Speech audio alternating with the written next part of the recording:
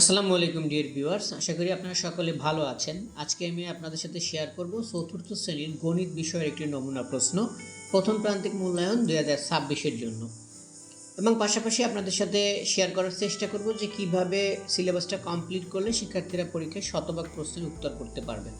চলুন তাহলে ভিডিওটি শুরু করি। আপনারা জানেন যে এবার 70 নম্বরের পরীক্ষা হবে, বাকি 30 নম্বর হচ্ছে ধারাবাহিক মূল্যায়ন। সেই 70 নম্বরের মধ্যে প্রথমেই থাকবে হচ্ছে বহু নির্বাচনী প্রশ্ন গণিতের জন্য, অর্থাৎ এমসিকিউ প্রশ্ন। 10টা প্রশ্ন থাকবে এবং সিলেবাসে যতগুলো চ্যাপ্টার আছে সবগুলোর মধ্যে যতগুলো এমসিকিউ প্রশ্ন আছে সবগুলো কিন্তু আপনারা শিখিয়ে রাখবেন মেইন বইয়ের, প্লাস হচ্ছে গাইড থেকে অতিরিক্ত বহু নির্বাচনী প্রশ্নগুলো কমপ্লিট করে রাখবেন। পাশাপাশি সিলেবাসে কয়েকটা জ্যামিতির পৃষ্ঠা দেওয়া আছে, সেই জ্যামিতিগুলো থেকেও কিন্তু এমসিকিউ শূন্যস্থান যাই আছে সব আইটেমগুলো ওদের শিখিয়ে রাখবেন। এখানে যে বহু নির্বাচনী প্রশ্নগুলো আছে এগুলো ওদের প্র্যাকটিস করাবেন, দেখবেন যে এটা পারে কি না।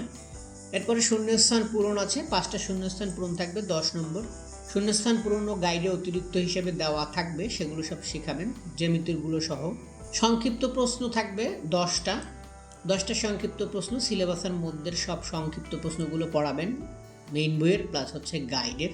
এরপরে যোগ এবং বিয়োগ থাকবে, যোগ বিয়োগ এই দুইটা থাকবে, একটা হচ্ছে উপরে নিচে আর একটা হচ্ছে পাশাপাশি যোগ বিয়োগ, এখানে 6 নম্বর। এরপরে যোগ বিয়োগ সংক্রান্ত সমস্যার অঙ্ক, কথার অঙ্ক থাকবে, যে কোনো একটি করবে, 2টা থাকবে। এটার একটা সুবিধা আছে, যদি একটা থাকতো সেক্ষেত্রে শিক্ষার্থীদের জন্য সমস্যা হয়ে যেত। এখন 2টা অঙ্কের মধ্যে অবশ্যই একটা পারবে, যদি প্র্যাকটিস করান বইয়েরগুলো সব করিয়ে রাখেন সেক্ষেত্রে সবগুলোই পারবে আশা করি। অতিরিক্ত কিছু গাইডে দেওয়া আছে সমস্যা সংক্রান্ত প্রশ্ন, সেগুলো করিয়ে রাখবেন। এরপরে হচ্ছে যোগ বিয়োগ সংক্রান্ত সমস্যা একত্রে, অর্থাৎ উপরেটা ছিল যোগ অথবা বিয়োগ, যে কোনো একটা সমস্যা হয় যোগ অথবা বিয়োগ, আর এখানে কিন্তু যোগ বিয়োগ সংক্রান্ত সমস্যা একসাথে, অর্থাৎ একই অঙ্কে যোগ করতে হবে বিয়োগ করতে হবে, এই ধরনের অঙ্কগুলো এগুলো শিক্ষার্থীদেরকে করিয়ে রাখবেন, তাহলে আশা করি ওরা পারবে। সবগুলো প্র্যাকটিস করাবেন। 2টা অঙ্ক থাকবে, একটা করতে হবে, 6 নম্বর। এরপরে 7 নম্বরে থাকবে হচ্ছে গুণ করো, সিলেবাসের মধ্যে গুণ আছে, এই গুণ করিয়ে রাখবেন, একটা উপরে নিচে আর একটা হচ্ছে পাশাপাশি গুণ। পাশাপাশি গুণের ক্ষেত্রে রাফ করবে, রাফ করে দরকার পড়লে উত্তরটা নামিয়ে রাখবে, এটা শেখাবেন। এরপরে হচ্ছে 8 নম্বরে গুণ সংক্রান্ত সমস্যা, এই গুণ সংক্রান্ত সমস্যাও 2টা থাকবে, সেখানে একটা সমস্যার উত্তর করতে হবে। এরপরে কিন্তু জ্যামিতি রয়েছে, জ্যামিতিতে কিন্তু ওদের বৈশিষ্ট্য আসতে পারে, ক্লাস 4 অবশ্যই বৈশিষ্ট্য আসার কথা, সো 2টা বা 3টা বৈশিষ্ট্য শিখিয়ে রাখবেন। আমরা কিন্তু আমাদের ফেসবুক পেজে জ্যামিতির সাজেশন দিয়ে রাখছি কি কি জ্যামিতিগুলো আসতে পারে এবং উত্তর সহ দেওয়া আছে। এখানে যে 3টা আছে সমকোণ, সূক্ষ্মকোণ, সরল কোণ, সিলেবাসের মধ্যেই, এর মধ্যে থেকে 2টা লিখতে হবে, অর্থাৎ 3টা আসবে সেখান থেকে 2টা লিখতে হবে। পাশাপাশি আর একটা বিষয় একটু বলে রাখি, এবারে কিন্তু বই সম্পূর্ণ পরিবর্তন হয়েছে চতুর্থ শ্রেণী এবং পঞ্চম শ্রেণী, এবং বলা আছে শিক্ষক প্রয়োজনে প্রশ্ন কাঠামোতে যৌক্তিক পরিবর্তন করতে পারবেন।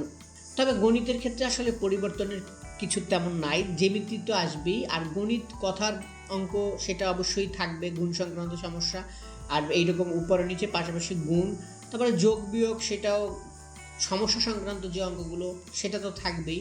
সো এগুলো সব মেইন বইতে যা আছে সবগুলো করিয়ে রাখবেন সিলেবাসের মধ্যে যেগুলো আছে, আর যোগ অথবা বিয়োগ সেগুলো সমস্যা সংক্রান্ত অঙ্কগুলো সব করিয়ে রাখবেন, আর গাইডের অতিরিক্ত প্রশ্নগুলো কমপ্লিট করাবেন, তাহলে দেখা গেছে এই সবগুলো প্রশ্নের ওরা উত্তর করতে পারবে।